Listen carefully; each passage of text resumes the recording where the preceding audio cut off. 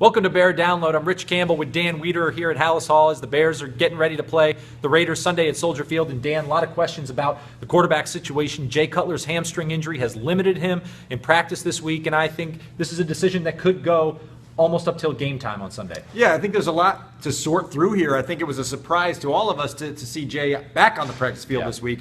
And obviously, he's a guy who has shown himself as a fast healer in the past, and he takes everything that he has within his reach to help himself get better fast. Now, can he be on the field Sunday? And if he is on the field, can he protect himself? I think that's the biggest question the Bears have to answer right now. It's not just about whether Jay feels good and the hamstring feels better. It's whether he can be mobile enough, because not only does he have to protect himself, but this offense also works best when they can get Jay on the move. Right, and as we all know, it's one thing to be in a controlled environment on the practice field, but football and the instincts that kick in when you're being chased by a live rush, can your hamstring respond to that? And it's also very early in the season. So as much as the Bears really need this win to get some momentum under this new regime and break this losing streak, you got to be smart about the entire picture, which leads us to Jimmy Clausen. And obviously the Bears employed a very conservative approach with him against the Seahawks.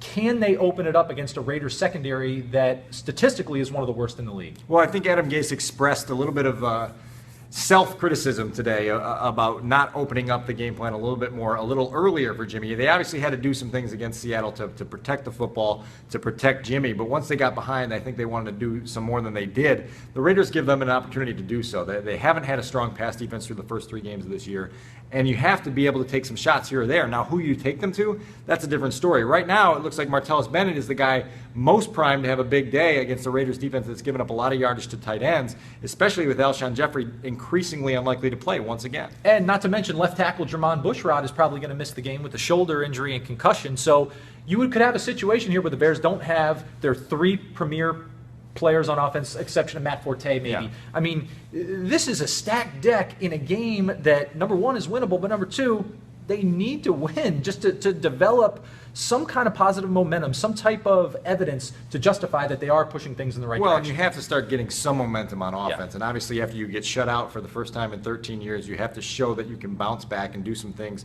that cater to your strengths. Now, again, it's going to be Matt Forte carrying the ball early and often. He's done that through the first 3 games. They've won the time of possession in the first half in all those 3 games.